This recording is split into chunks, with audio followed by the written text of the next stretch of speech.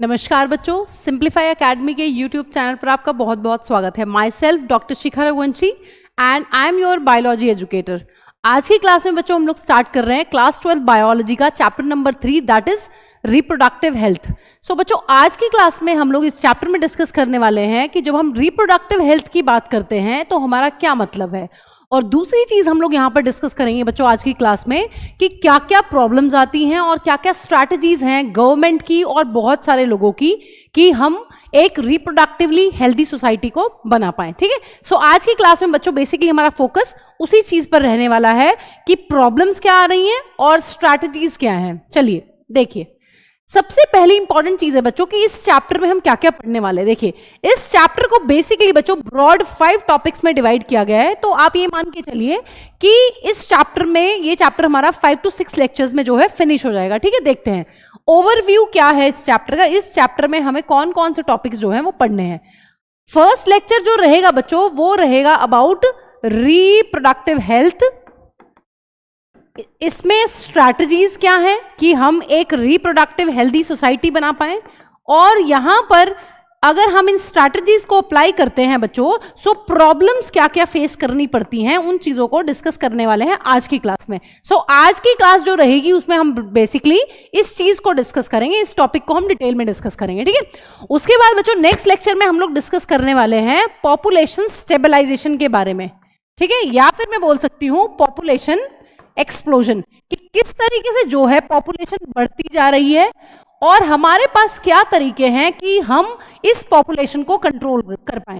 तो हम इसमें पढ़ने वाले हैं बर्थ कंट्रोल के बारे में बच्चों, और बर्थ कंट्रोल का यहां पर मतलब है methods of contraception. Methods of contraception को हम लोग यहां पर डिस्कस करने वाले हैं कि कौन कौन से वो तरीके हैं जिनसे हम प्रेगनेंसी को जो है प्रिवेंट कर सकते हैं।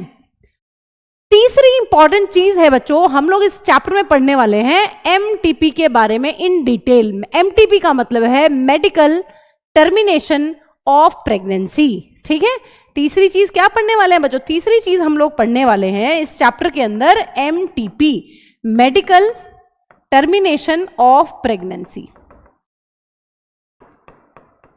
आप अपनी इच्छा से जो है बच्चे को या प्रेगनेंसी को जो है अबॉर्ट कर सकते हैं। ठीक है, उस यहां पर पढ़ेंगे कि उसके लिए क्या क्या कंडीशंस हमें चाहिए। ठीक है, नेक्स्ट टॉपिक बच्चों रहेगा काफी important for NEET point of view, एसटीआईज।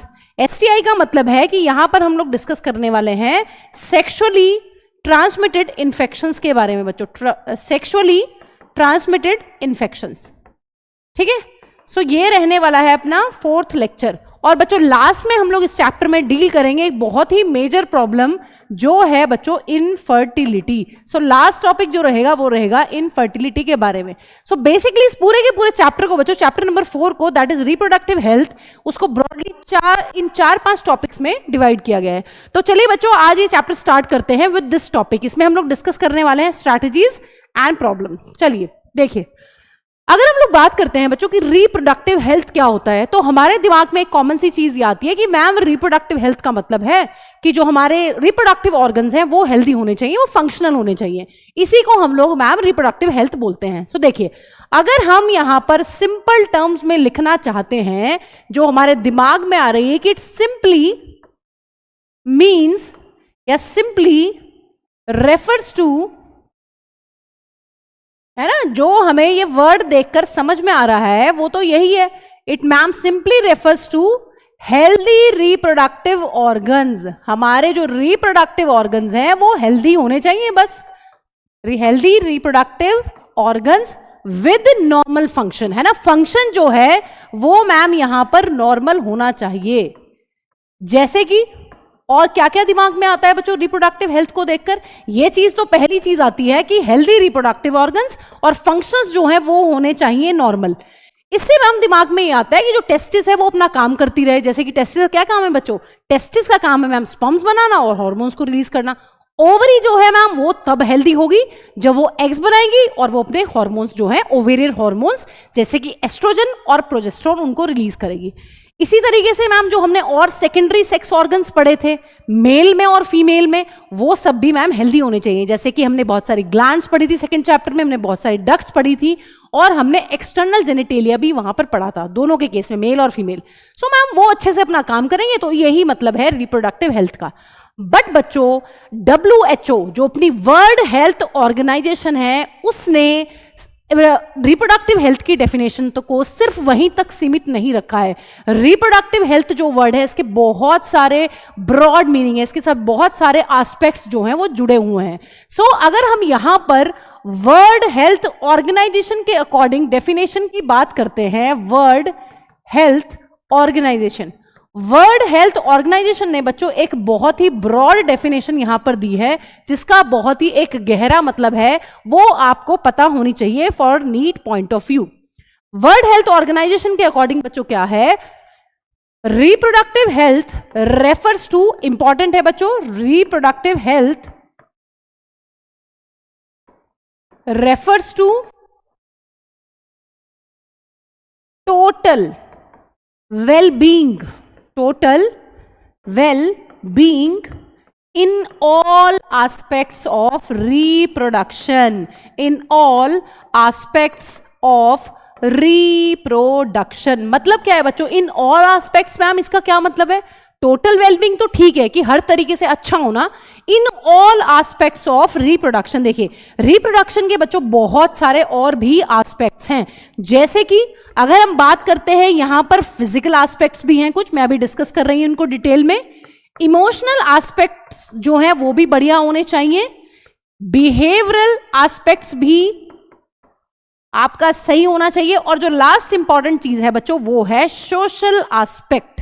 सो इसको आप याद कर सकते हैं बच्चों पेप से, physical, emotional, behavioural and social. काफी इंपॉर्टेंट डेफिनेशन है क्योंकि WHO के द्वारा दी गई डेफिनेशन है, तो it is a perfect definition. Normal life में तो ठीक है, डेली लाइफ में जो वर्ड से हमें समझ में आ रहा है, वर्ड का मीनिंग तो मैम यही समझ में आ रहा है कि जो हमारे रिप्रोडक्टिव ऑर्गन्स है वो हेल्दी हो।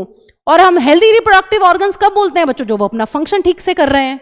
लेकिन बच्चों WHO के अकॉर्डिंग कोई बंदा जो है वो रिप्रोडक्टिवली हेल्दी तभी हो सकता है जब वो सभी के सभी इन एस्पेक्ट्स में जो है बढ़िया है ना। जैसे कि अगर हम बात करते हैं physical aspect of reproduction, physical aspect of reproduction का क्या मतलब बच्चों, फिजिकल एस्पेक्ट का मतलब है हम फिजिकली फिट होने चाहिए, ऑर्गन्स हमारे फिट होने चाहिए, हम फिजिकली भी फिट होने चाहिए, ताकि अगर हम एक फीमेल की बात करते हैं, फीमेल की बॉडी में बहुत सारे चेंजेस आते हैं ड्यूरिंग मेंस्ट्रुएशन, प्यूबर्टी, ठीक है। मेल्स की बॉडी में भी बहुत सारे चेंजेस आते हैं ड्यूरिंग प्यूबर्टी।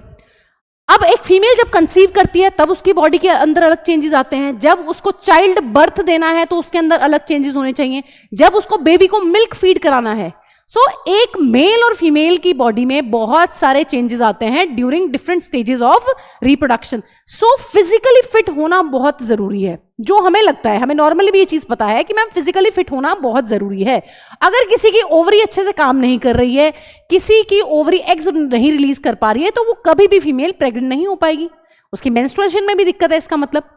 सो फिजिकली फिट होना तो इंपॉर्टेंट है, बट बच्चों इमोशनल एस्पेक्ट का क्या मतलब है। देखिए इमोशनल एस्पेक्ट का मतलब है कि आपका अपने पार्टनर के साथ कैसा कनेक्शन है ना, आपका अपने बच्चे के साथ कैसा कनेक्शन है, वो सारी चीजें आ जाती हैं इमोशनल एस्पेक्ट में। आप इमोशनली भी हेल्दी होने चाहिए।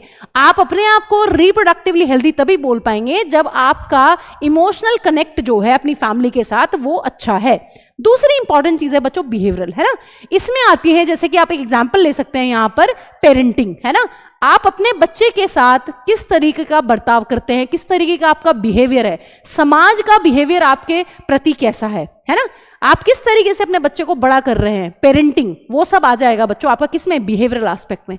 सोशल एस्पेक्ट की बात करते हैं। देखिए अगर मान लीजिए हम फिजिकली हेल्दी हैं, हम ठीक हैं, बिल्कुल ठीक है, लेकिन बच्चों सोशल एस्पेक्ट में आ जाएगा, जैसे कि आप मानिए कि कोई ऐसे कपल्स हैं कि उनको किसी कारण से बच्चे नहीं हो रहे हैं, दे आर इनफर्टाइल, मतलब मान लीजिए एग्जाम्पल है इनफर्टिलिटी का।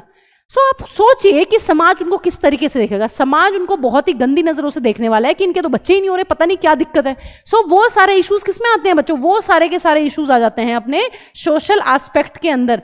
इसका मतलब फिजिकली फिट होना तो बहुत ज्यादा जरूरी है, साथ ही साथ physically, emotionally, behaviourally and socially, इन सब एस्पेक्ट से भी आपको फिट होना जरूरी है। आपको पता है समाज में बहुत अलग अलग टाइप के लोग हैं, सबका अलग अलग नजरिया है। जैसे कि सोशल एस्पेक्ट का एक और एग्जाम्पल लें हम, एक फीमेल है ना, एक वुमन है, उसके लिए चाहे मेल चाइल्ड हो चाहे फीमेल चाइल्ड हो, उसको कोई फर्क नहीं पड़ता, उसके लिए दोनों जो हैं बच्चे एक समान है। लेकिन से फॉर एग्जांपल बच्चों, और दूसरा जो मान लीजिए कोई ऐसी औरत है जिसके सिर्फ 2 लड़कियां हैं, उसको कोई दिक्कत नहीं है उस बच्चे से, लेकिन बच्चों जो समाज के लोग हैं वो क्या कहेंगे, उनको कहेंगे कि इसको तो लड़के होते ही नहीं, है ना, उनको सिर्फ जो लड़का है वही बच्चा नजर आता है, उनको लड़का लड़की जो है वो बच्चा नजर ही नहीं आता। तो वो क्या है, वो किस चीज को अफेक्ट करेगा, वो अफेक्ट करेगा बच्चों उस फीमेल की मेंटल हेल्थ को, है ना। तो सोशल एस्पेक्ट से भी जो है आपकी रिप्रोडक्टिव हेल्थ जो है वो डाउन हो सकती है। तो आप हर तरीके से फिट है अगर, तभी आप अपने आप को रिप्रोडक्टिवली हेल्दी बोल सकते हैं। तो ये डेफिनेशन आपको क्लियर होनी चाहिए। देखिए अब बच्चों, अगर हम बात करते हैं एक्शन प्लान्स और प्रोग्राम्स की, कि जो नेशनल लेवल पर रन किए गए हैं ताकि हम रिप्रोडक्टिव हेल्थ को जो है एज अ सोशल गोल लेकर चलें। सो इसमें बच्चों इंडिया जो है, it is one of the first country, India was amongst one of the first country, ठीक है। इंडिया जो है वो one of the first countries में से है जिसने इसको एज अ सोशल गोल लेके चला। किसको? उसने बच्चों बहुत सारे प्रोग्राम्स बनाए गए हैं इंडिया में कि जो हम रिप्रोडक्टिव हेल्थ को अचीव करने के लिए क्या करें, बहुत सारे प्रोग्राम्स या फिर प्लान बनाए। So India was amongst one of the first country to make programmes to achieve reproductive healthy society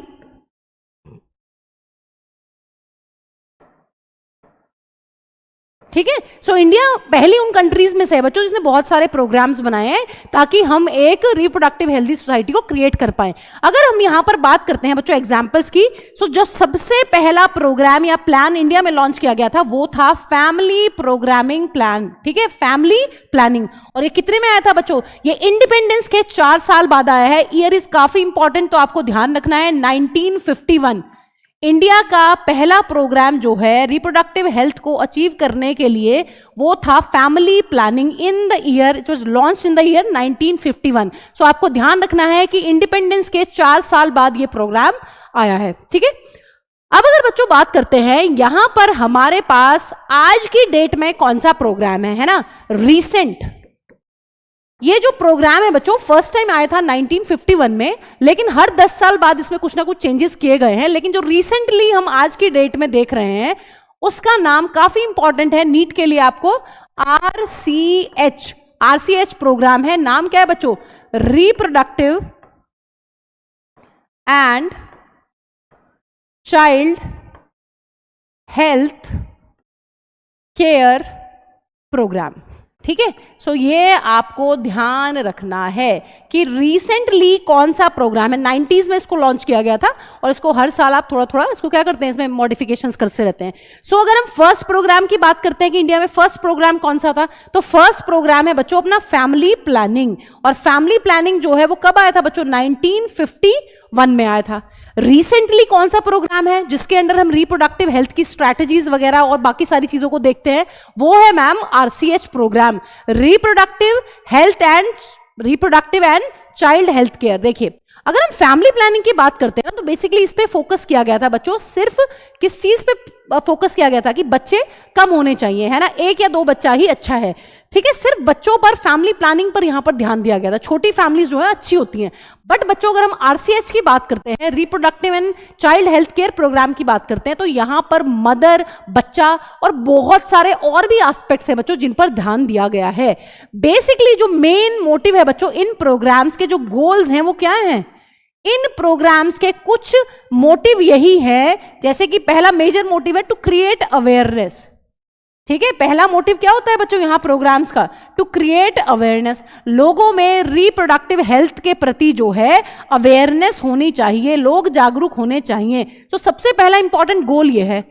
दूसरा इंपॉर्टेंट चीज क्या है बच्चों? दूसरी इंपॉर्टेंट चीज है ma'am provide facilities and support. Government जो है वो फैसिलिटीज और सपोर्ट प्रोवाइड करे, ठीक है, to achieve reproductively healthy society.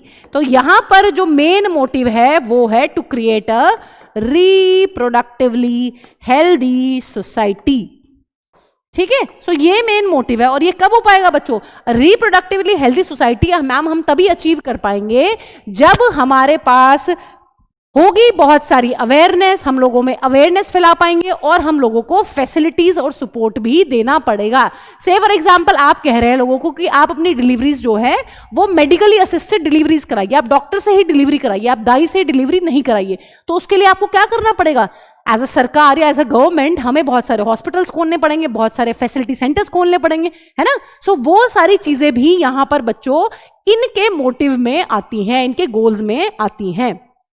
चलिए अब बात कर लेते हैं बच्चों बहुत सारी स्ट्रैटेजीज की। देखिए जब आप बात करते हो ना, एनसीईआरटी रीड करते हो इस चैप्टर की, तो आपको बहुत बोरिंग लगती है, लेकिन अगर आप इस तरीके से इनको शॉर्ट कर लेंगे चीजों को ना, आपको क्या करना है, पैराग्राफ बाय पैराग्राफ आप सॉर्टिंग कर लीजिए, तो आपकी चीजें यहां पर बहुत ज्यादा आसान हो जाती हैं। देखिए अब हम पहले पढ़ रहे हैं बच्चों रिप्रोडक्टिव हेल्थ की स्ट्रैटेजीज। पहले हम ये पढ़ लेते हैं कि मैम जब हम रिप्रोडक्टिव हेल्थ को अचीव करने की बात कर रहे हैं तो किस किस लेवल पर काम हो सकता है। देखिए एक तो गवर्नमेंट जो है वो अपने लेवल पर काम कर सकती है, एनजीओज अपने लेवल पर काम कर सकते हैं, लोगों में अवेयरनेस क्रिएट करें, फैसिलिटीज दें, सपोर्ट प्रोवाइड करें, ठीक है। और बच्चों सबसे इंपॉर्टेंट रोल आता है यहां पर पेरेंट्स का, टीचर्स का, क्लोज रिलेटिव्स का, हमारे फ्रेंड्स का, ठीक है। और तीसरी इंपॉर्टेंट चीज मुझे लगती है कि स्कूल का काफी इंपॉर्टेंट रोल है। अगर स्कूल में हम सेक्स एजुकेशन को एज अ सब्जेक्ट इंट्रोड्यूस करते हैं तो वो काफी बेनिफिशियल होगा for new and young generation, ठीक है। सो हम पहले ये लिख लेते हैं कि मैम किस किस लेवल पर जो है अवेयरनेस क्रिएट की जा सकती है। Levels at which awareness can be created, ठीक है। Levels at which awareness can be created about what बच्चों? यहां पर मैम हम सिर्फ और सिर्फ बात कर रहे हैं रिप्रोडक्टिव हेल्थ के एस्पेक्ट्स के बारे में, रिप्रोडक्टिव हेल्थ एस्पेक्ट्स। चलिए देखते हैं बच्चों किस किस लेवल पर हम जो है यहां पर अवेयरनेस क्रिएट कर सकते हैं। सो पहली इंपॉर्टेंट चीज है पेरेंट्स, क्लोज रिलेटिव्स, बहुत इंपॉर्टेंट रोल है आपके क्लोज रिलेटिव्स का, जैसे बुआ, मासी, ये सब मामा, है ना। सो और कौन है बच्चों इसमें? और आ जाते हैं आपके friends and teachers.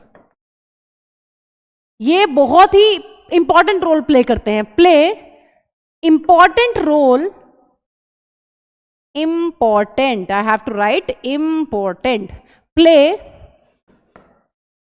Important role in spreading right information, in spreading right information। ये लोग वो लोग हैं जो आपको बहुत अच्छे तरीके से जो है बच्चों गाइड कर सकते हैं, है ना। आप अपनी फैमिली में कोई भी इशू डिस्कस कीजिए तो आपको वहां से उम्मीद है कि पूरा का पूरा आपको सही सलाह ही वो लोग देंगे। सबसे पहली इंपॉर्टेंट चीज। दूसरी इंपॉर्टेंट चीज है बच्चों गवर्नमेंट कैसे काम करती है। देखिए गवर्नमेंट को अगर कोई अवेयरनेस फैलानी है तो क्या क्या मेथड्स होते हैं। देखिए हमें पता है कि मैम रेडियो के थ्रू, टेलीविजन के थ्रू, है ना, न्यूज़पेपर के थ्रू। सो गवर्नमेंट और एनजीओज के पास बहुत सारे तरीके होते हैं, बहुत सारे माध्यम होते हैं कि वो किसी भी अवेयरनेस को बहुत जल्दी जो है स्प्रेड कर सकते हैं। सो अगर हम गवर्नमेंट और एनजीओज की बात करते हैं तो with the help of audio visual and print media, with the help of this and this, government and non-government organizations, non-governmental organizations created awareness, है ना। सो यहां पर जो अपनी गवर्नमेंट और नॉन गवर्नमेंट ऑर्गेनाइजेशंस हैं वो भी इंफॉर्मेशन को स्प्रेड करती हैं। कैसे स्प्रेड करती हैं बच्चों?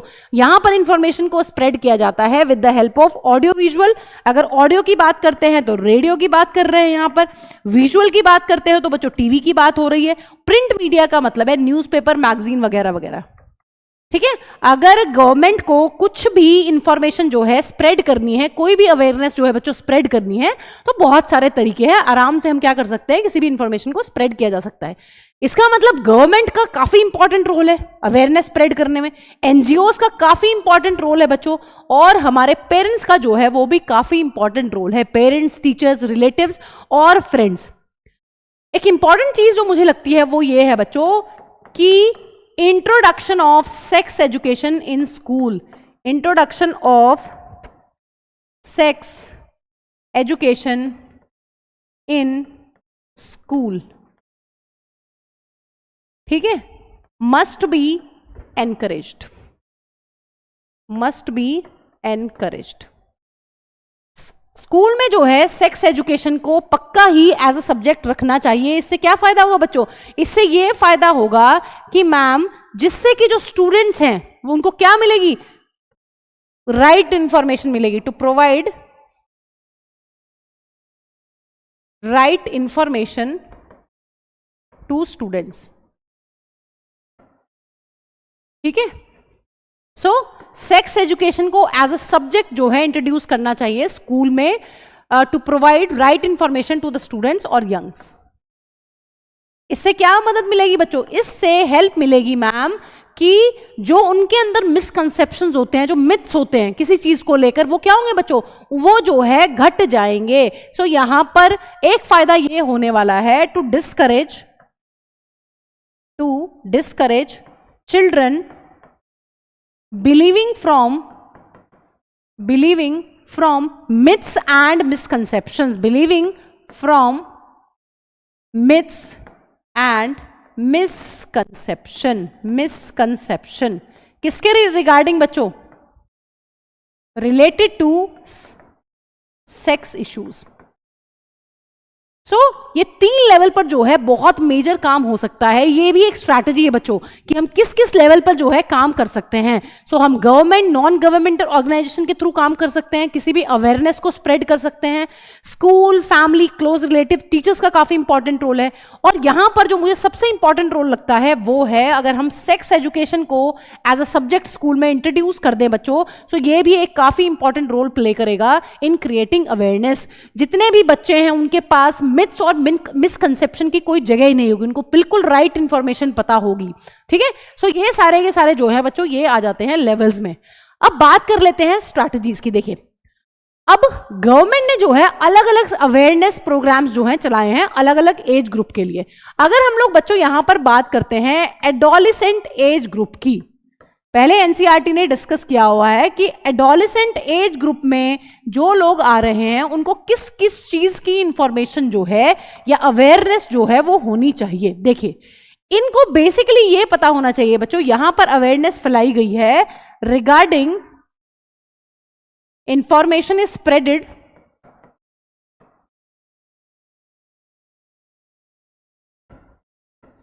information is provided regarding क्या बच्चों, किसके रिलेटेड जो है इंफॉर्मेशन यहां पर दी गई है, this is are, let me correct it, ठीक है। रिगार्डिंग वॉट बच्चों, यहां पर जो इंफॉर्मेशन है वो दी गई है अबाउट एडोलेसेंस, कि एडोलेसेंस में क्या होता है, कैसे चेंजेस आते हैं, एंड रिलेटेड चेंजेस,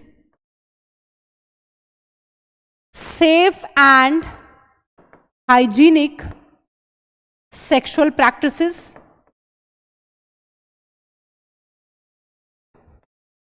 बच्चे हैं उनको पता होना चाहिए कि हाइजीनिक और सेफ सेक्सुअल प्रैक्टिसेस जो हैं वो कैसी होती हैं, क्योंकि हमें पता है कि सेक्सुअल कांटेक्ट से बहुत सारी बीमारियां फैल सकती हैं, जैसे कि एसटीडीज यानी कि एड्स, है ना। एसटीडी की क्या फुल फॉर्म है बच्चों, एसटीडी का मतलब है ma'am sexually transmitted diseases, sexually transmitted diseases. अगर आप ध्यान दें बच्चों इस चैप्टर को हम आगे आगे पढ़ने वाले हैं, तो बेसिकली ये चैप्टर भी क्या है, ऐसे ही 10th क्लास में एक रिप्रोडक्शन चैप्टर है, वहां पर भी आप मेथड्स ऑफ कॉन्ट्रासेप्शन को पढ़ते हो और पूरा सेक्सुअल रिप्रोडक्शन को आप डिटेल में पढ़ते हो। तो ये क्या है बच्चों, ये बेसिकली आपको इंफॉर्मेशन प्रोवाइड कर रहे हैं, जो आपके एज ग्रुप के बच्चे हैं, 10th और 12th क्लास के बच्चे हैं, उनको बहुत सारी चीजों के बारे में यहां पर गाइड किया जा रहा है with the help of this chapter. So यहां पर है ये अपनी एड्स को क्या बोलते हैं बच्चों, एड्स की जो फुल फॉर्म होती है वो है acquired immunodeficiency syndrome.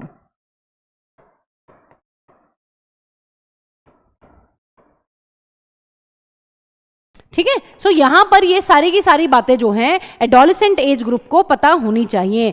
With reproductive organs के बारे में पता होना चाहिए बच्चों। अच्छा, वो मैंने मिस कर दिया, उसको मैं लिख लेती हूं। यहां पर एडोलेसेंट एज ग्रुप में जो अवेयरनेस है वो होनी चाहिए regarding their reproductive organs, regarding adolescence and related changes, कि किस तरीके से जो चेंजेस हैं वो यहां पर आते हैं जब हम एडोलेसेंस में एंटर करते हैं। Safe and hygienic sexual practices बच्चों पता होनी चाहिए, इनको हम डिटेल में इस चैप्टर में लास्ट में डिस्कस करने वाले हैं। और हमें पता होना चाहिए कि अगर हम ये यूज नहीं करेंगे, सेक्सुअल प्रैक्टिसेस हमारी हाइजीनिक नहीं होगी, तो एसटीडी या फिर एड्स फैलने का जो खतरा है वो हो सकता है। तो एडोलेसेंट एज ग्रुप में ये सारी बातें, ये सारी इंफॉर्मेशन होनी चाहिए।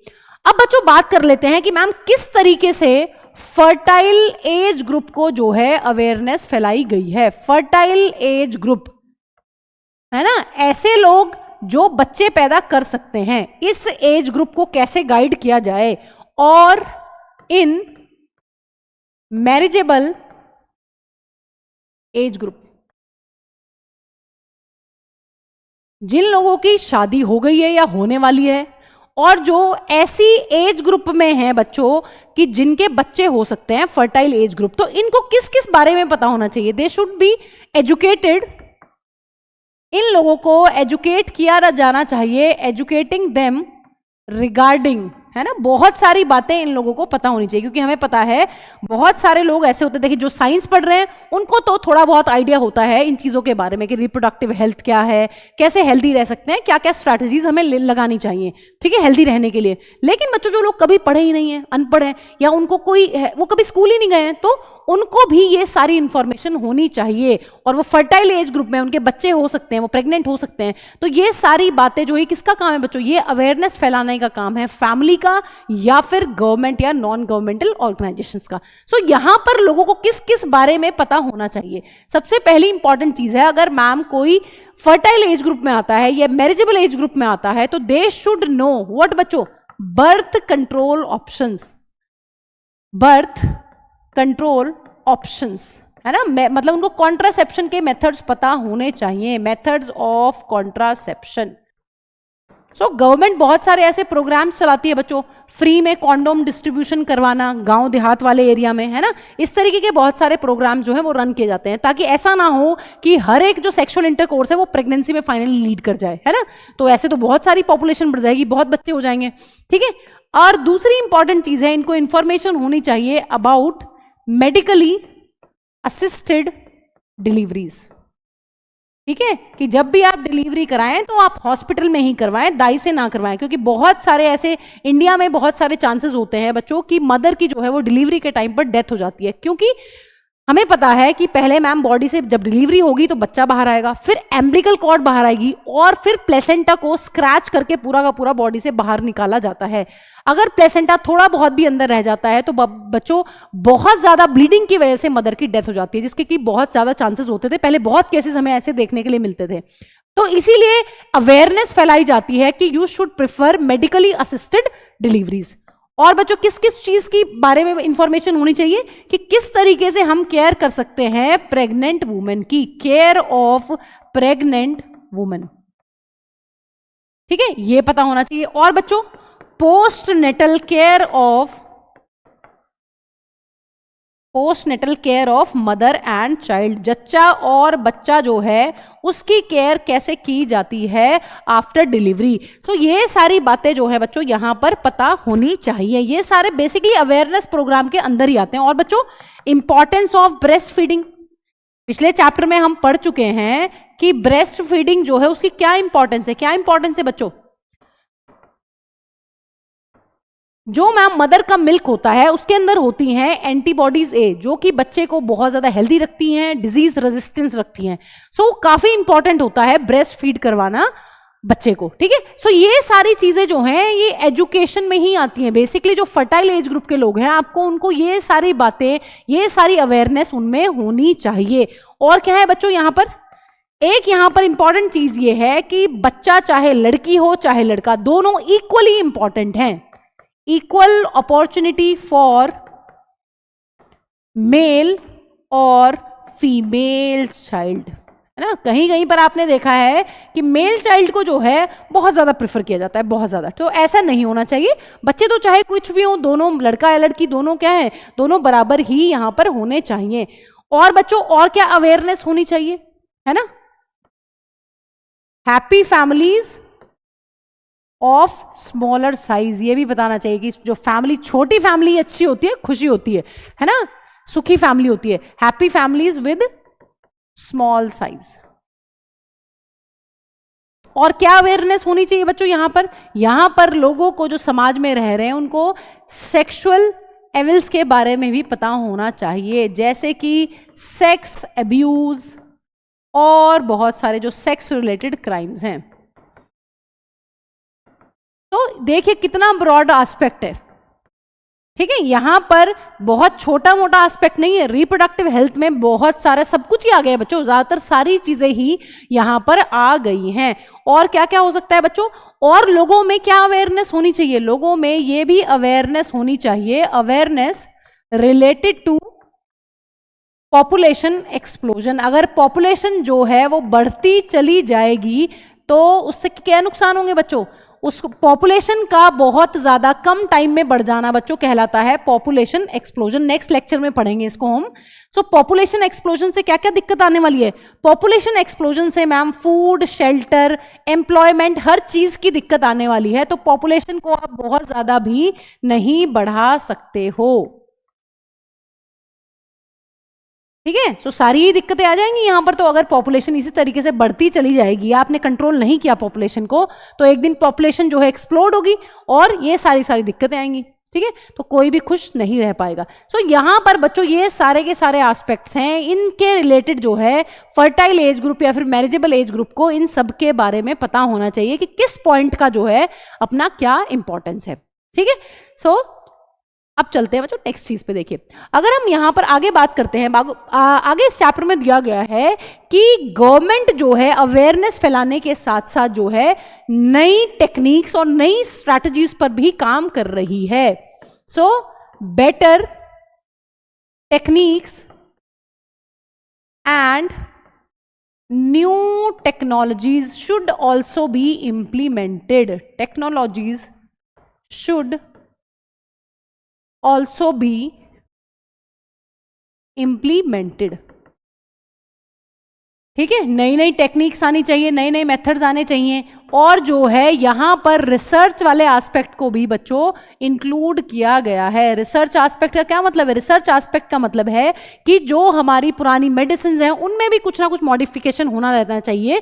जैसे कि हम आगे पढ़ेंगे, यहां पर हमारे इंडिया में जो रिसर्च हुई है उसके बाद एक बहुत अच्छी कॉन्ट्रासेप्टिव पिल बनी है बच्चों, जिसका नाम है सहेली। सो ये रिसर्च एस्पेक्ट की वजह से ही तो बनी है, ठीक है।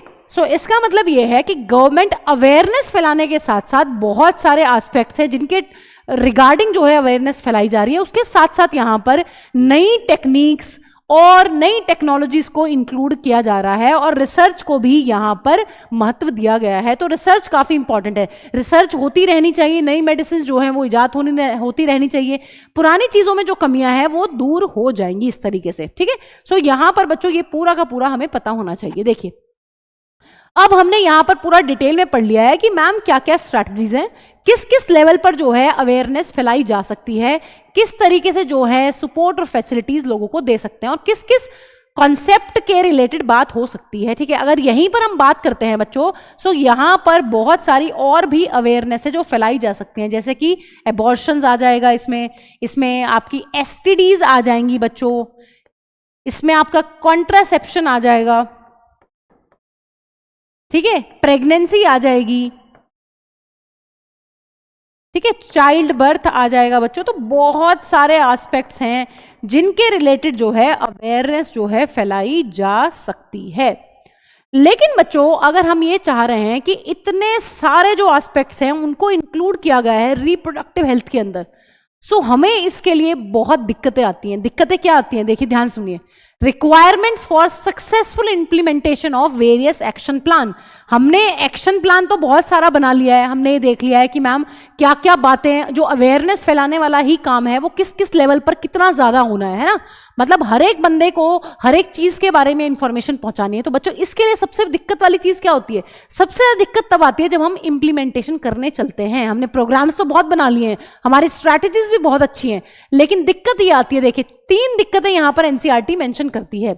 सबसे पहली इंपॉर्टेंट दिक्कत जो आती है बच्चों की, सक्सेसफुल क्यों नहीं हो पाते हैं ये प्लान्स, क्योंकि उसके लिए हमें चाहिए बच्चों एक बहुत ही स्ट्रॉन्ग इंफ्रास्ट्रक्चरल फैसिलिटी।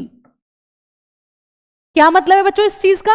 मैम अगर हम चाह रहे हैं कि हर एक बंदे को हम बहुत ज्यादा केयर प्रोवाइड करें, प्रेगनेंसी अगर उनको डिलीवरी करवानी है हॉस्पिटल में, हम बोल तो रहे हैं लोगों को कि आप मेडिकली असिस्टेड डिलीवरीज कराइए, उसके लिए आपको क्या चाहिए? उसको मैम उसके लिए हमें चाहिए बहुत सारे हॉस्पिटल्स। अगर कोई बंदा इनफर्टाइल है ना, हम उसको आइडिया दे रहे हैं कि अगर आपके अंदर इनफर्टिलिटी है तो आप आईवीएफ से, इन विट्रो फर्टिलाइजेशन से, टेस्ट ट्यूब बेबी से भी आप बच्चे करवा सकते हैं। तो उसके लिए हमें क्या करने पड़ेंगे? उसके लिए हमें बनाने पड़ेंगे बहुत सारे आईवीएफ सेंटर्स, है ना बच्चों। और इसके लिए क्या चाहिए? इसके लिए तो मैम बहुत पैसा चाहिए। सो स्ट्रॉन्ग इंफ्रास्ट्रक्चर फैसिलिटी जो है हमें लोगों को देनी पड़ेगी, लेकिन यहां पर हम चूक जाते हैं as a government. So government यहां पर चूक गई है। दूसरा इंपॉर्टेंट पॉइंट क्या है बच्चों? दूसरी चीज क्या है जो हर्डल बनेगा? एक्सपर्ट फैकल्टी, है ना। एक्सपर्ट फैकल्टी का क्या मतलब है? एक्सपर्ट फैकल्टी का यहां पर मतलब है कि हमें चाहिए एक्सपर्ट डॉक्टर्स और नर्सेस। तो कहां से लाएंगे इतने सारे, है ना। अगर बहुत सारे हॉस्पिटल्स खोलने हैं, बहुत सारी जो है फैसिलिटी प्रोवाइड करनी है लोगों को, तो बच्चों यहां पर जो एक्सपर्ट हैं हम वो कहां से लाने वाले हैं? सो यहां पर हम ये भी लिख सकते हैं प्रोफेशनल एक्सपर्ट्स, ठीक है। तो प्रोफेशनल एक्सपर्ट्स जो हैं वो हमें चाहिए यहां पर, मतलब हमें बहुत अच्छे डॉक्टर्स चाहिए हाई लेवल के, है ना। अब ये तो है नहीं कि चलते फिरते कोई भी इनविट्रो फर्टिलाइजेशन करवा देगा, कोई भी टेस्ट ट्यूब बेबी आपको करवा देगा, नहीं। इसके लिए आपको बहुत ही एक्सपर्ट चाहिए, डॉक्टर और नर्सेज। तो यहां पर दिक्कत आएगी। तीसरा लेवल क्या है बच्चों जहां पर दिक्कत आती है? तीसरा लेवल ये है मटीरियल सपोर्ट।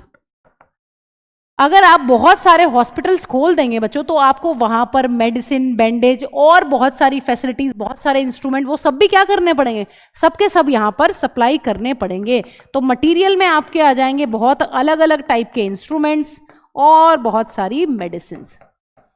तो दिक्कत ये आती है बच्चों, हमने अवेयरनेस फैला दी है कि अगर आप इनफर्टाइल हैं, है ना, इनफर्टिलिटी के लिए भी हमने लोगों को अवेयर कर दिया है, लेकिन हमारे पास इन सब चीजों की वजह से बच्चों दिक्कत आ जाती है। ये सारी फैसिलिटीज जो हैं वो प्रोवाइड नहीं हो पाती है ना। इंफ्रास्ट्रक्चर फैसिलिटी में दिक्कत आ रही है, फिर प्रोफेशनल एक्सपर्ट्स नहीं है उसमें दिक्कत आ रही है, फिर मटेरियल सपोर्ट जो है वो नहीं है, इसमें दिक्कत आ रही है। तो इतनी सारी जो दिक्कतें हैं इनकी वजह से सक्सेसफुल इंप्लीमेंटेशन जो वो नहीं होता है। लेकिन बच्चों ऐसा भी नहीं है कि आज तक कुछ सक्सेसफुल नहीं हो पाया है। कुछ कुछ चीजें हैं जिनको गवर्नमेंट जो है बहुत हाई लेवल पर इन चीजों के लिए सक्सेसफुल है, जैसे कि मैसिव चाइल्ड इम्यूनाइजेशन। बहुत सारी ऐसी वैक्सीन हैं जो घर घर जाकर हर एक बच्चे को लगाई गई हैं, जैसे कि पोलियो वैक्सीन। पोलियो को हमने इरेडिकेट कर दिया है इंडिया से, है ना। तो एक काफी सक्सेसफुल प्रोग्राम है, ठीक है। दूसरा इंपॉर्टेंट सक्सेस क्या है बच्चों? Statutory ban on amniocentesis. ये 2 बहुत ही ज्यादा सक्सेसफुल चीजें हैं जो हम इन प्रोग्राम से निकाल पाए हैं, ठीक है। ये सारी दिक्कतें हैं कि हमारे पास इतना स्ट्रॉन्ग इंफ्रास्ट्रक्चर नहीं है, हमारे पास बहुत सारे एक्सपर्ट्स नहीं हैं, और हमारे पास जो है वो दिक्कत है मटेरियल सपोर्ट की। लेकिन बच्चों इन 2 चीजों में हम काफी सक्सेसफुल रहे हैं। हर एक बच्चे को जो है वैक्सीन मिल पाई है और हमने स्टैच्यूटरी बैन लगाया है ऑन एमनियोसेंटेसिस। तो बच्चों चलिए आगे इसको ही डिस्कस करते हैं। देखिए एमनियोसेंटेसिस क्या है बेसिकली, देखिए ध्यान से सुनिए। हमें पता है कि ये कोई है मैम एक डेवलपिंग फीटस।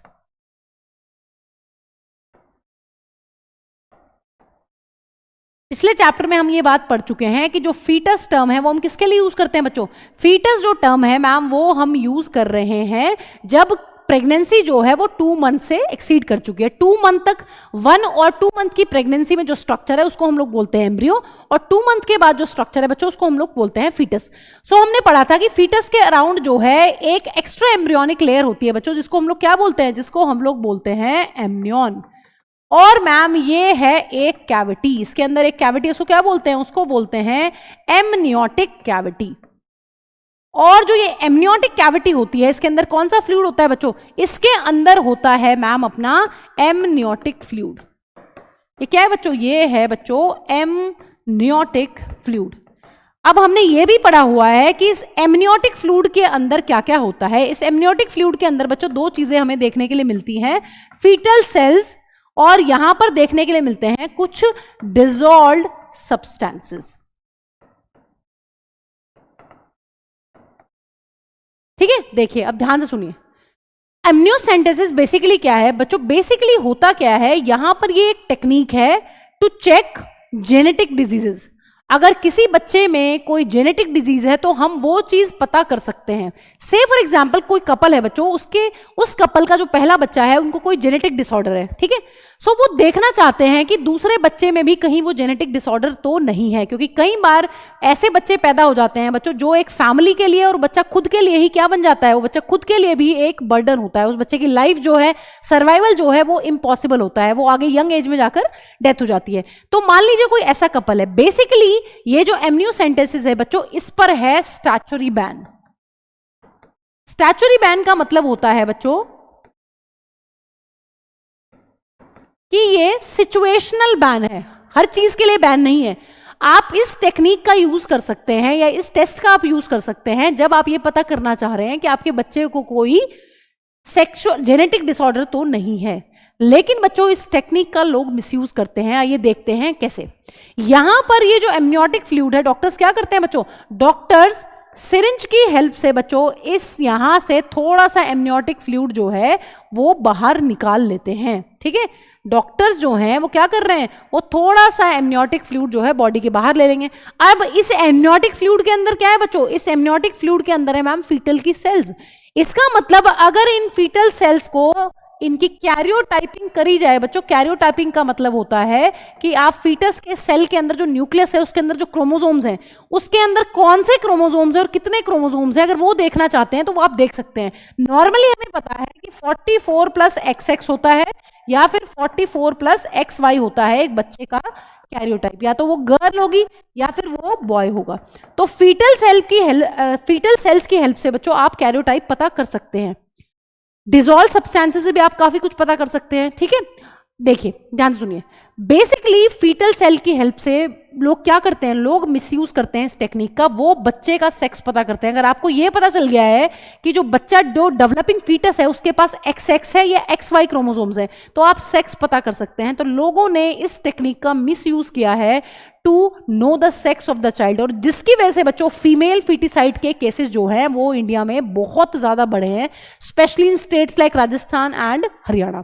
सो इस पर सिचुएशनल बैन है। अगर कोई कपल चाहता है कि वो जेनेटिक डिसऑर्डर को पता करना चाहता है अपने बच्चे के, सो वो पता कर सकता है।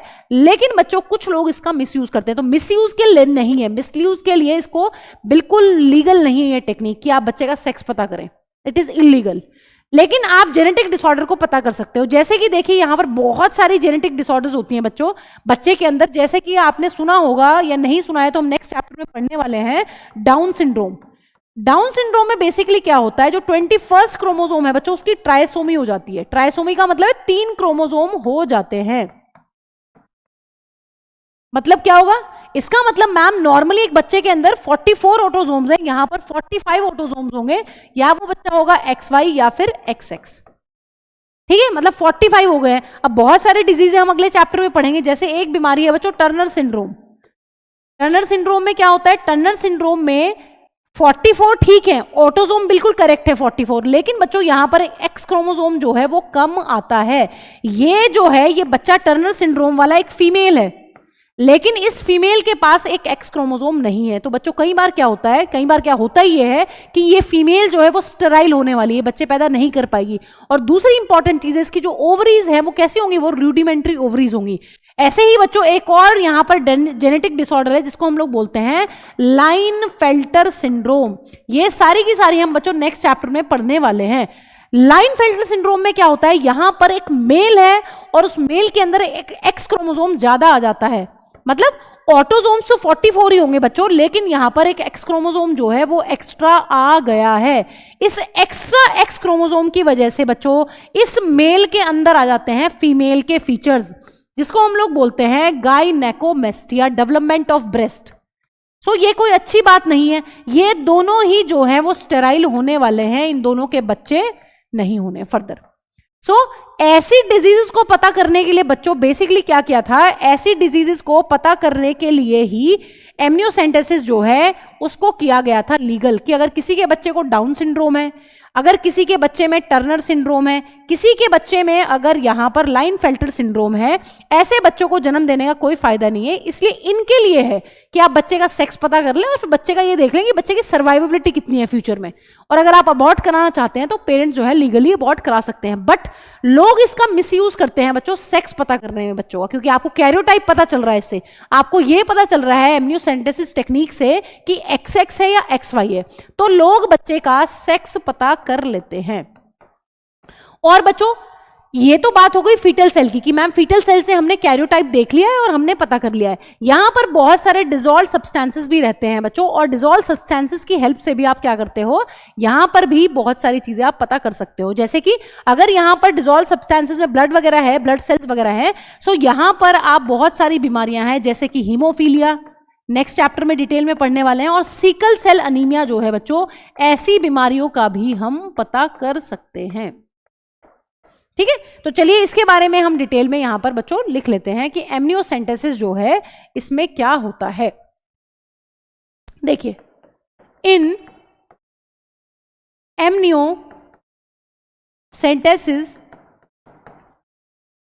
सम of the amniotic fluid is taken from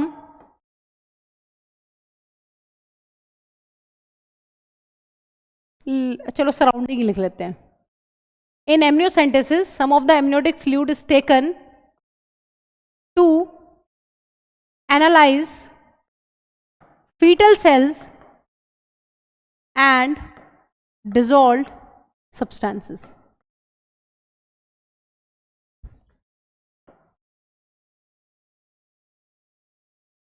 ठीक है बच्चों, वैसे फायदा क्या है इसकी सिग्निफिकेंस क्या है? This test is used to detect genetic disorders. ठीक है, जेनेटिक डिसऑर्डर्स, जैसे कि एनसीईआरटी में इस चैप्टर में बच्चों 3 मेंशन की हुई हैं, एसडीएम से आप याद कर लेंगे। एसडीएच कौन कौन सी हैं? एक है मैम अपनी सिकल सेल एनीमिया जो इस चैप्टर में दी हुई है, नेक्स्ट चैप्टर में हम बाकी को पढ़ेंगे बच्चों। और डी से यहां पर आ जाता है अपना डाउन सिंड्रोम, और एच से यहां पर जो डिजीज है बच्चों वो आ जाती है अपनी हीमोफीलिया। ठीक है, तो ये हमें पता होना चाहिए। इस चैप्टर में ये 3 डिजीजेस दी हुई हैं, बट और भी जो बीमारियां हैं उनको हम पता कर सकते हैं। तो ये सारी जेनेटिक डिजीजेस बेसिकली हम डिटेक्ट करते हैं, और हम फाइनली ये चेक करते हैं to check the survivability of foetus.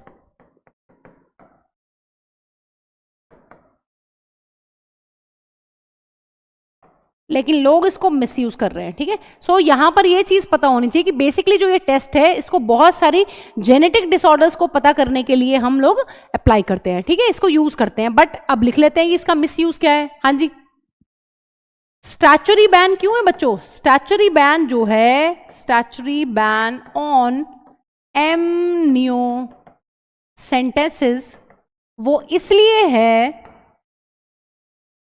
Because this technique is misused for sex determination. This technique is misused for sex determination and leads to many cases of female feticide. So ये यहां पर सबसे ज्यादा बड़ा misuse है बच्चों, इसलिए इस पर लगा है सिचुएशनल बैन। ठीक है, हमेशा के लिए बैन नहीं है। टेक्निक को आप यूज कर सकते हो, एमनियोसेंटेसिस जो टेस्ट है उसको आप यूज कर सकते हो बच्चे में जेनेटिक डिसऑर्डर्स पता करने के लिए, लेकिन लोग जो है इसका मिसयूज कर रहे हैं, इसलिए इस पर लगा हुआ है बच्चों स्टैच्यूटरी बैन। सिचुएशनल बैन है, अगर आप फीमेल का फीटस का आप जो है सेक्स पता करेंगे तो वहां पर गलती है ना, क्योंकि फीमेल को तो मार ही देते हैं। अगर किसी कपल को ये पता चला है, किसी फैमिली में ये पता चला है कि गर्ल फीटस है ना, या फिर हम कह रहे हैं कि फीमेल फीटस है,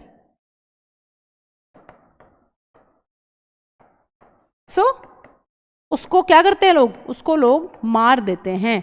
इसीलिए यहां पर इस टेक्निक को बेसिकली इसका मिसयूज ना हो बच्चों, इसलिए यहां पर इस पर बैन लगा हुआ है। ठीक है, चलिए अब बात कर लेते हैं बच्चों, एक कॉन्ट्रासेप्टिव यहां पर दिया हुआ है जो रिसर्च के अंडर आता है। हमने अभी आपको बताया कि जब गवर्नमेंट अवेयरनेस क्रिएट कर रही है तो यहां पर और भी बहुत सारे प्रोग्राम्स हैं। यहां पर गवर्नमेंट का एक मोटिव या एम या गोल ये भी है बच्चों रिप्रोडक्टिव हेल्थ को अचीव करने में कि जो रिसर्च है वो हमेशा चलती रहनी चाहिए, नई नई मेडिसिन जो है वो बनती रहनी चाहिए। सो ऐसे ही यहां पर एक मेडिसिन है बच्चों जिसको बोल रहे हैं सहेली। तो सहेली है क्या, बेसिकली सहेली जो है it is one of the oral contraceptive पिल। ठीक है, ओरल का मतलब है इसको खाया जाता है। ये किस फॉर्म में मिलती है बच्चों, ये टैबलेट की फॉर्म में जो है अवेलेबल है। अभी नेक्स्ट लेक्चर में बच्चों हम लोग ये पढ़ने वाले हैं कि और भी बहुत सारे तरीके के कॉन्ट्रासेप्शन होते हैं, जैसे कि फिजिकल कॉन्ट्रासेप्शन होते हैं, ट्रेडिशनल मेथड्स होते हैं, बैरियर मेथड्स होते हैं बहुत सारे, और हम वहां पर बहुत सारे केमिकल मेथड्स को पढ़ेंगे, हम सर्जिकल मेथड्स को पढ़ेंगे। तो यहां पर जो ये है सहेली, ये one of the chemical method में से है, ये पिल है। सबसे इंपॉर्टेंट चीज यहां पर इस पिल की ये है बच्चों, it is developed by CDRI। तो आपको क्या क्या पॉइंट याद रखने हैं, आपको यहां पर 4-5 पॉइंट ही याद रखने हैं सहेली से regarding. It is a oral contraceptive pill, ये टैबलेट है, मुंह से खाई जाएगी, और it is developed by CDRI Lucknow. So ये इंडिया का प्रोडक्ट है बच्चों, CDRI लखनऊ इंडिया। CDRI की फुल फॉर्म भी आपसे पूछ सकते हैं, तो आपको पता होनी चाहिए, central drug research institute, central drug research institute Lucknow India. ठीक है, सो ये आपको पता होना चाहिए। सबसे इंपॉर्टेंट चीज यहां पर ये है बच्चों, ये जो अपनी टैबलेट है या पिल्स हैं, दे आर नॉन स्टेरॉइडल, इनमें कोई भी हार्मोन नहीं है, they are non steroidal non hormonal. तो यहां पर इसका सबसे इंपॉर्टेंट इफेक्ट क्या होगा बच्चों, यहां पर होने वाले हैं लेस साइड इफेक्ट्स। जो साइड इफेक्ट्स हैं इस मेडिसिन के वो यहां पर कम होंगे। ये चीजें हमें तब पता चलेंगी बच्चों जब हम केमिकल मेथड को पढ़ेंगे। बेसिकली जो और पिल्स होती हैं बच्चों वो हार्मोनल बेस्ड होती हैं, वो स्टेरॉइड बेस्ड होती हैं।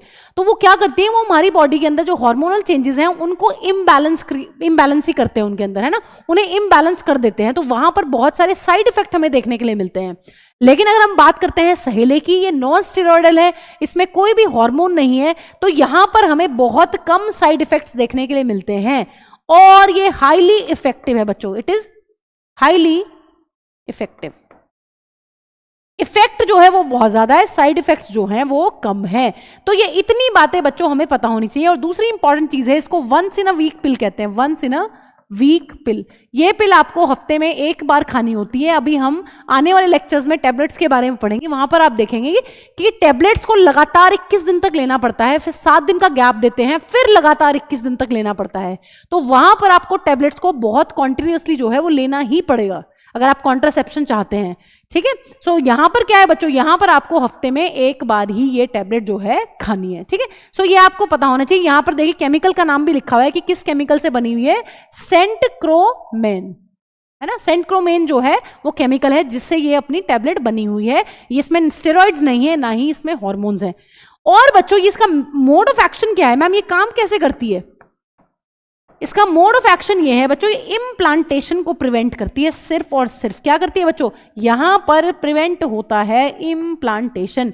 जो अपना ब्लास्टोसिस्ट है ये उसको इम्प्लांट नहीं होने देता, इससे प्रेगनेंसी जो है वो एस्टेब्लिश नहीं हो पाती है, प्रिवेंट इम्प्लांटेशन। सो यहां पर आपको ये सारी बातें सहेली के लिए पता होनी चाहिए। It is a oral contraceptive, tablet है, मुंह से खानी है, वंस इन अ वीक पिल है, हफ्ते में एक बार लेना है। It is developed by CDRI, central drug research institute Lucknow India. ये नॉन स्टेरॉइड है, नॉन हार्मोनल है, इसके बहुत कम साइड इफेक्ट्स हैं लेकिन इफेक्टिव बहुत ज्यादा है। जो आप चाह रहे हैं ना, आप क्या चाह रहे हैं कि आप प्रेग्नेंट ना हो, तो उसका इफेक्ट बहुत ज्यादा है। प्रेगनेंसी को बहुत जीरो चांसेस हैं कि आप अगर सहेली ले रहे हैं टैबलेट एज अ कॉन्ट्रासेप्शन तो आपको प्रेगनेंसी नहीं होगी। और मोड ऑफ एक्शन क्या है, काम कैसे करती है बच्चों, काम करने का तरीका अभी हम पढ़ेंगे कि जो केमिकल मोड्स होते हैं मैम उनके सबके अलग अलग तरीके हैं। कई बार ओव्यूलेशन को प्रिवेंट करता है, कई बार सर्वाइकल म्यूकस को थिक करता है, उसकी क्वालिटी को अल्टर करता है। यहां पर जो मोड ऑफ एक्शन है बच्चों सहेली का वो है इट प्रिवेंट इम्प्लांटेशन। ये ब्लास्टोसिस्ट को जो है एंडोमेट्रियम की वॉल में इम्प्लांट नहीं होने देता। तो जब इम्प्लांट नहीं होगा तो प्रेगनेंसी ही नहीं होगी। ठीक है, सो ये सारी बातें आपको पता होनी चाहिए। अब यहां पर लास्ट में बच्चों एक इंपॉर्टेंट चीज एनसीईआरटी में दी हुई है कि indicators of improved reproductive health of the society क्या है। वो क्या इंडिकेटर्स हैं जिससे हमें पता चलता है कि हमारी सोसाइटी जो है वो एक रिप्रोडक्टिवली हेल्दी सोसाइटी है। तो सबसे इंपॉर्टेंट चीज है बच्चों, लोगों में बेटर अवेयरनेस है अबाउट सेक्स रिलेटेड मैटर्स। आज की डेट में अगर हम बात करते हैं, increase number of medically assistant deliveries हैं। आजकल ज्यादातर लोग डिलीवरीज कहां कराते हैं बच्चों, हॉस्पिटल्स में जाकर कराते हैं। बेटर पोस्टनेटल केयर है, बच्चे की और जच्चा की दोनों की बहुत अच्छे से केयर होती है after the delivery. Decreased maternal and infant mortality rate, delivery के बाद बच्चे के और मां के जो मरने के चांसेस है वो बिल्कुल ही घट गए हैं। ठीक है, increase number of couples with small families. अब ज्यादातर कपल्स जो हैं वो एक या दो ही बच्चा करते हैं, स्मॉल फैमिलीज हैं, हैप्पी फैमिलीज हैं। Better detection and cure of STD, आज की डेट में एसटीडी को बहुत जल्दी पकड़ लिया जाता है और उनकी बेटर डिटेक्शन है और केयर भी बहुत अच्छे से हो रही है। और इलाज जो है वो भी मेडिसिन। कई बार आपने देखा है, अगर आपको नहीं पता है, जैसे अगर किसी पर्सन का एड्स बच्चों डिटेक्ट होता है, एड्स एक्वायर्ड इम्यूनोडेफिशिएंसी डिजीज, तो गवर्नमेंट के अंडर जो गवर्नमेंट हॉस्पिटल्स हैं वहीं से लोगों को जो मेडिसिन है वो प्रोवाइड की जाती हैं। तो गवर्नमेंट ने काफी टेक केयर किया है इन पेशेंट्स का। Overall increased medical facilities for all sex related problems. ठीक है, अब बहुत ज्यादा जो मेडिकल फैसिलिटीज हैं वो मिल रही हैं सेक्स रिलेटेड प्रॉब्लम्स को लेकर, या जो भी सेक्स रिलेटेड प्रॉब्लम अगर किसी की डिटेक्ट होती है तो वहां पर काफी हेल्प है गवर्नमेंट की तरफ से। तो बच्चों ये इतने सारे इंडिकेटर्स हैं जिसको देखकर हम ये बता सकते हैं कि हमारी सोसाइटी जो है वो एक रिप्रोडक्टिवली हेल्दी सोसाइटी की ओर बढ़ रही है। ठीक है, so with this I hope बच्चों कि आपको ये वाला टॉपिक बिल्कुल ही क्लियर हो गया है। नेक्स्ट क्लास में हम लोग पढ़ेंगे कि किस तरीके से पॉपुलेशन का जो है वो एक्सप्लोजन हुआ है और हमें किस तरीके से कौन कौन से मेथड्स ऑफ कॉन्ट्रासेप्शन है जिनको यूज करने की यहां पर जरूरत है अगर हमें प्रेगनेंसी नहीं चाहिए। सी यू बच्चों, मिलते हैं अपनी नेक्स्ट क्लास में।